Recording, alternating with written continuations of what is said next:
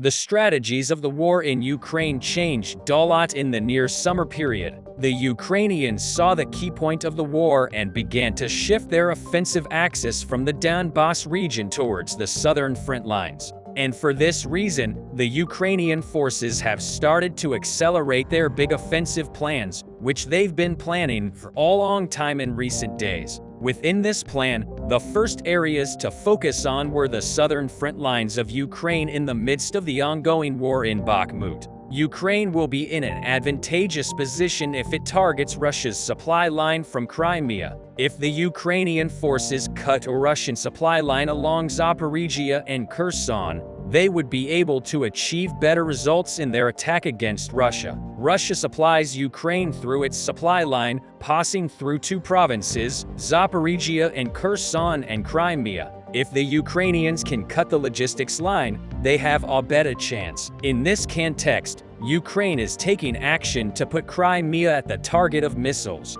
Ukrainian forces are conquering the Dnipro Islands and the southern part of Kherson as part of the Great Spring Offensive. This guarantees them a 150 to 300 kilometer approach to Crimea, threatening the entire North and South Crimea and even the Kerch Bridge. The Ukrainian attacks in the Crimea and Dnipro last week and Washington's recognition that the use of its guns on Crimea is legitimate is a big problem for the Russian military as the Ukrainian army is about to seize control of the Dnipro. Crimea will be completely within the range of HIMARS GLSD missiles and British Storm Shadow missiles. In fact, the main base of the Russian Navy Black Sea Fleet in Sevastopol will be within range of Ukrainian missiles. In other words, the Ukrainian forces will be able to target the north of Crimea with HIMARS from 150 kilometers and shower them with missiles. At the same time, Storm Shadows will have the chance to hit the Russian Black Sea Fleet from 300 kilometers. This strategic move of Ukraine and its gains in Dnipro cutting the Russian logistics line between Crimea and Kherson may turn into the worst scenario for the Russians. It's clear that this will be difficult, but the recent offensives in Dnipro, multiple airstrikes on Crimea and airstrikes on the southern cities of Russia are pushing the Russian army into a difficult process. Let's dive into the breathtaking operations of Ukraine to cut the connection between Crimea and Kherson and to put Crimea in full firing range in the Kherson region at the other end of the 1,500-kilometer front. Ukrainian small boat raiders repeatedly crossed parts of the Dnipro River Delta and took control of the villages. Ukrainian raiding forces launched missile attacks on buildings used as command centers by Russian troops. With this striking offensive operation, the fuse of the spring offensive plans on the southern front of Ukraine was ignited.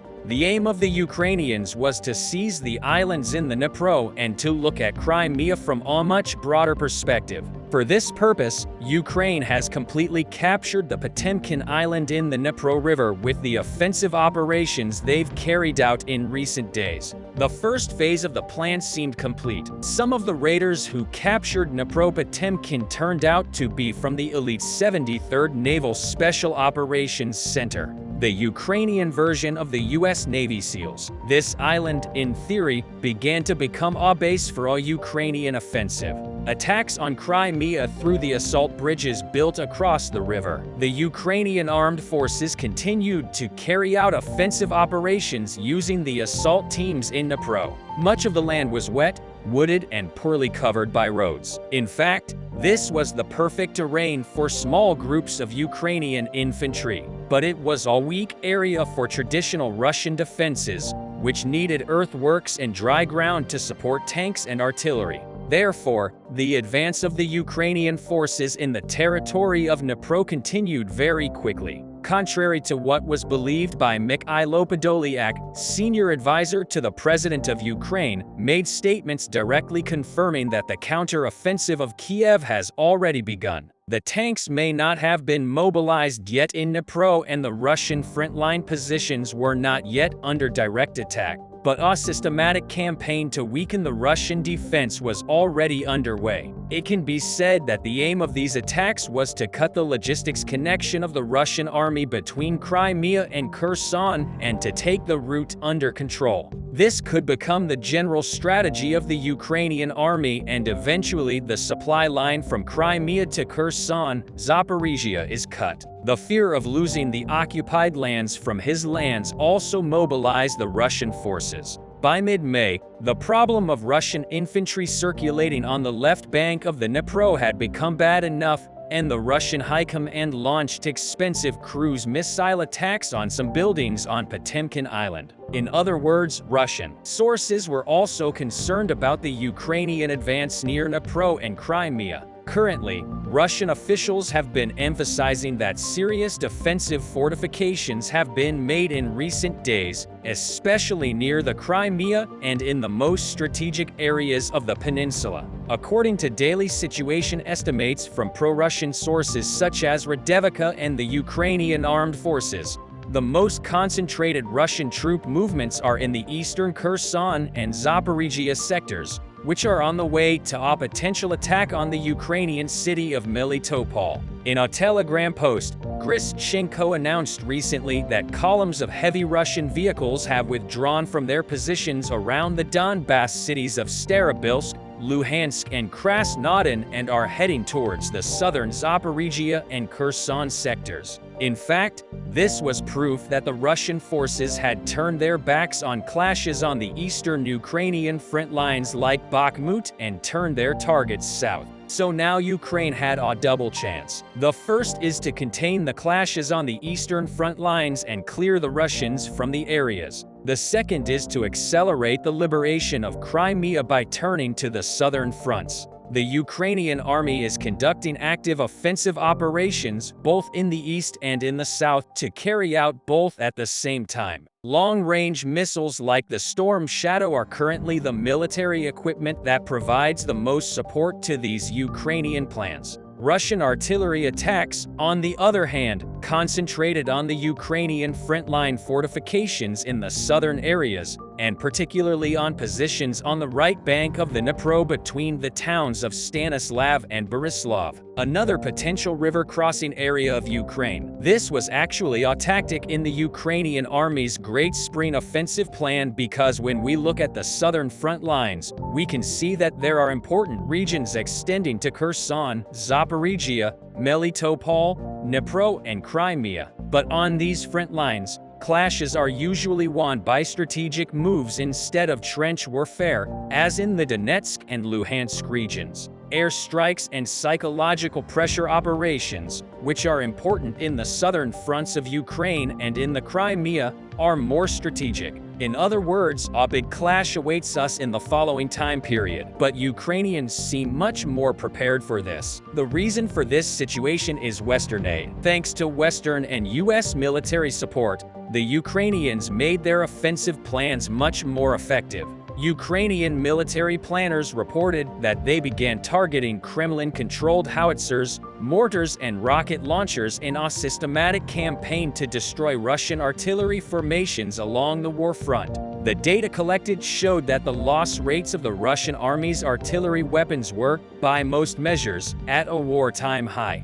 These Russian casualties have intensified in the southern front lines of Ukraine in recent days. Russian official state media and military bloggers considered this raid aimed at diverting Russia's defenses from the planned major Ukrainian offensive in the south. Major General Kyrylo Budanov, head of the Defense Intelligence Agency of Ukraine under the Ministry of Defense of Ukraine, stated in an interview that Ukraine already has the minimum number of weapons it needs to launch a counterattack. So Russian sources seem to be justified in their concerns. There are also increasing numbers of indications that the Russian military is planning its own heavy attacks or anticipating major Ukrainian attacks. Budanov's statements are one of the most concrete proofs of this situation. Official Ukrainian sources and military channels alike, on the other hand, report that recently Russian troops and equipment have moved towards areas where, according to Moscow's estimation, a Ukrainian ground offensive will be launched.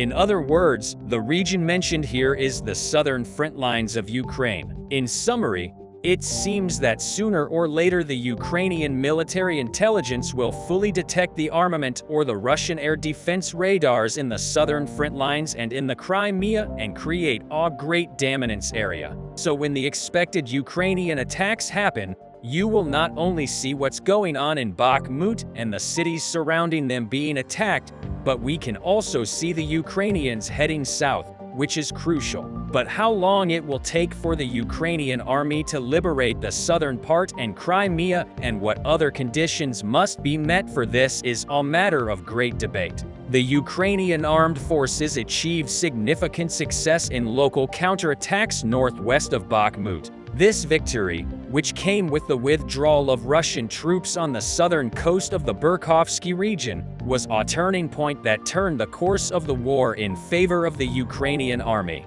Images shared by a number of Russian mill bloggers visually confirmed claims that Ukrainian forces are making gains in the area northwest of Bakhmut between Bohdanivka and Verkhovka. According to Russian military bloggers, elements of the 200 Separate Motor Rifle Brigade of the Russian 14th Corps lost their positions in the area between Heroica and Dubova-Vasilyevka, about 6 kilometers northwest of Bakhmut. In addition, Ukrainian troops counterattacked Kromov, Borovica and Kishka. Was Wagner Group financier Yevgeny Prigozhin, who is active in the region, reported that Ukrainian forces approached barefoot Kefka and that the Ukrainian army strengthened its positions 500 meters from the northwestern city limits of Bakhmut. However, the Russian Ministry of Defense rejected the claims of other Russian sources regarding the Ukrainian advance and instead claimed that elements of the 4th Separate Motor Rifle Brigade and the 200th Separate Motor Rifle Brigade repelled all attacks in the Berg-Kirki area. Although the Russian defense minister denied this news,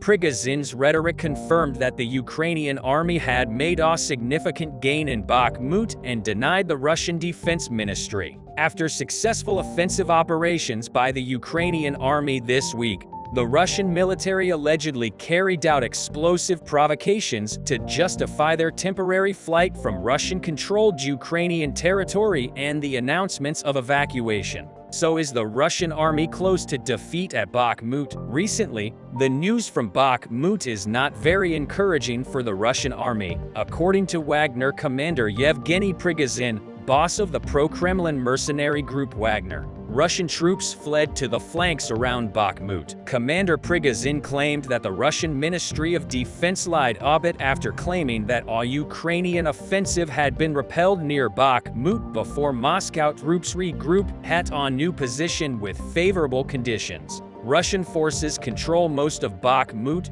but Ukrainian troops still hold out in the western parts of Donbas city and have launched counterattacks from the flanks. Despite its limited strategic value, Bakhmut has developed enormous symbolic significance for both sides and has become a potential target for all unawaited Ukrainian counter-offensive. Recently, the Russian Ministry of Defense claimed that an attack by Ukraine in the vicinity of Solder, directly north of Bakhmut, was repelled on the tactical front. Solidar, Ukrainian troops carried out offensive actions of more than 95 kilometers along the entire battle line. The Russian Defense Ministry said in a statement, units of the armed forces of Ukraine carried out 26 attacks, which included more than 1,000 soldiers, up to 40 tanks, other military and special equipment. All attacks of units of the armed forces of Ukraine were repelled. No progress was made. Russian troops were allowed to defend on the Malinivka front in order to increase the stability of the defense. The troops of the southern group of Russian troops took control of the border. Taking into account the favorable conditions of the Verkhovka Reservoir, however, Commander Prigozhin strongly objected to this version of events, claiming that the gains of Ukraine could lead to the gradual encirclement of Bakhmut, claiming that Russia's months-long advance has been reversed. Commander Prigozhin said the entire operation from the west to Bakhmut has been going on for 7 months. During this time we took the Bear Creek Reservoir, specifically the settlements of Markiivka, and proceeded along the Bakhmut-Sloviansk road in the direction of Sloviansk. Now the opposite is happening. After transferring the wings, there was no tactical retreat. The Russian Defense Ministry lied a little, to put it mildly. The Russian troops just fled from the flanks, he said. Commander Prigozhin has been increasingly outspoken in his criticisms of top Russian military figures, including Russian Defense Minister Sergei Shoigu and Chief of Staff Valery Gerasimov. Earlier this month, Commander Prigozhin said Wagner would be withdrawing from Bakhmut and blamed the Ministry of Defense for this, but later reversed that stance after more supplies were promised. Last week, Commander Prigozhin, nicknamed Putin's chief, insisted that Bakhmut would be taken. The Ukrainian defenders also praised and commented that the enemy is well-equipped, well-trained, coordinated, and resists with dignity. So we continue on our way. Everything shines. It burns. Russia resorts to all kinds of black propaganda to cover up the losses of the Ukrainian war. One of the most obvious examples of this came from Prigozhin again recently, according to Ukrainian officials. Wagner Group is bragging about the death of a U.S. citizen in Bakhmut who volunteered to fight for Ukraine. In a video posted to social media by Wagner over the weekend, Wagner Group founder Yevgeny Prigozhin appears to be standing over the corpse of former U.S. Army Green Beret Nicholas Maimer as he examines documents, officials said. Mama's uncle, Paul Maimer, and retired Army Lieutenant Colonel Perry Blackburn, who helped enlist in Boise, Idaho, 45, who was native to fight in Ukraine last year, unfortunately confirmed the identity of the body in the video. Ukrainian officials said the video was proof that Wagner incited violence using widely shared graphic video footage. Commander Prigozhin's video highlights that Wagner constantly promotes brutality and glorifies war. Because the video shows Wagner bragging about the death of a U.S. citizen, Maimer was reportedly killed when Russian artillery shell hit a building where he was stationed in Bakhmut for most of the war. Maimer's uncle Paul Maimer was, I understand, giving them first-hand training in that area so they could continue the war. And he was behind enemy lines. It's so cruel that Nick died there, he said. Paul Maimer also stated that his nephew died at the age of 45 and had a good life, joined the struggle in Ukraine for humanitarian reasons, and hoped that a veteran's funeral would be held for his nephew. His family is trying to get Maimer to the U.S. just for a proper burial. His family thinks Maimer deserves to be buried at the Veterans Cemetery. Maimer did not fight for the United States, but because he believed in the freedom of Ukraine, he was fighting to defend his own truth. So what does the U.S. think about this issue? The U.S. Department of State has not officially confirmed Maimer's death. However, all U.S. officials said the ministry is seeking additional information and is aware of reports of the death of a U.S. citizen in Bakhmut. It was also revealed by the Ukrainian authorities that a few weeks after Maimer arrived in Ukraine, he told the officials of his unit that he was preparing a training program for the Ukrainian military that he hoped would help save some lives. Subsequently, the U.S. Department warned U.S. citizens not to travel to Ukraine because of the war and urged the remaining U.S. citizens to leave Ukraine immediately if it was safe to do so using any other commercial or privately available ground transportation options. Prigozhin is making a video proudly of this and making the death of the U.S. soldier. A propaganda material can of course be considered as a method used to cover up the bad course of the Bakhmut war on behalf of Russia. But this is not enough to hide the fact that the war is progressing against Russia. There is a lot of news from the south. First of all, today, Ukrainians published a video of how they attacked the Russian intelligence ship. Ivan was with Marine kamikaze drones. The attack happened yesterday and the first videos were published by the Russian Ministry of Defense. The Russian Ministry of Defense claimed that Ukrainians attacked the ship with 3 uncrewed surface vessels and that all of them were destroyed. although the published video only showed the destruction of one drone. Later, Russian sources published a photo allegedly of the return of the intact ship to Sevastopol. Today, Ukrainians published footage of one drone actually hitting the intelligence ship, which put the Russian Ministry of Defense and all Russian sources in a very inconvenient position. It looks like Ukrainians delayed the release of the footage on purpose to further discredit the Russian Ministry of Defense for reporting false information, as not all drones were neutralized and at least one actually hit the target. Moreover, the arriving in Sevastopol ship is not the same and is actually a minesweeper Alexandrite. The fate of the intelligence ship is yet unknown, but even if Ukrainians failed to sink it, they still killed at least one bird by conducting a successful information operation today at night. Ukrainians also conducted a drone strike on the Russian military objects in Crimea. Some Russian sources reported that Ukrainians launched up to 16 drones. Later, Russian sources reported neutralizing 7 drones. In the meantime, local residents reported seeing an explosion in a warehouse near Dnipro, which later caught on fire. The goal of the drone attack once again seems to be undermining Russian capabilities to supply the Kherson group, because there are a lot of important railway connections and warehouses around Dnipro. Less than an hour ago, Ukrainians conducted a massive Storm Shadow missile strike on Berdyansk. This is the second strike over the last 3 days, and if previously Ukrainians hit military facilities on the airfield, then today at least 4 explosions reportedly happened in the harbor.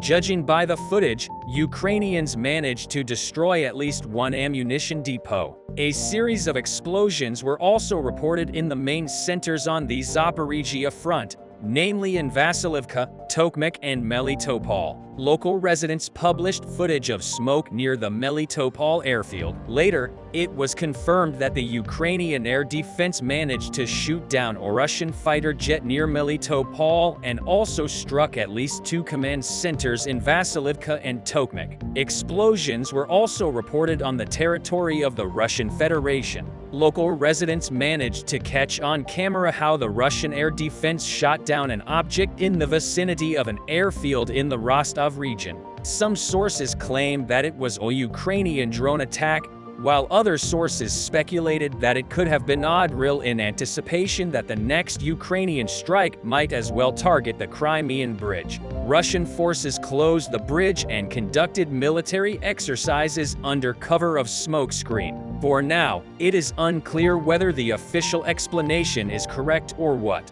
The Russians used the smokescreen to conceal something else. In the meantime, Russian Air Force continues having accidents that really result in bombing Russian-held territories. The first time when Russian fighter bomber accidentally bombed their own territories with 2,500 airdrop bombs happened in Belgorod 1 month ago. Today, Russian aviation dropped a 5,500 bomb by mistake on the residential area once again in the Belgorod region. The bomb fell on the village of Kulinina several hundred meters from the main street. Another such case happened 4 days ago in Yanakiyevo. A Fab 500 bomb fell on the residential area on the outskirts, and by miracle, there were no casualties. The buildings sustained significant damage and have fractured walls and ceilings. Around a week ago, shortly after Russians conducted their massive missile strike, a caliber missile struck a residential area in Crimea.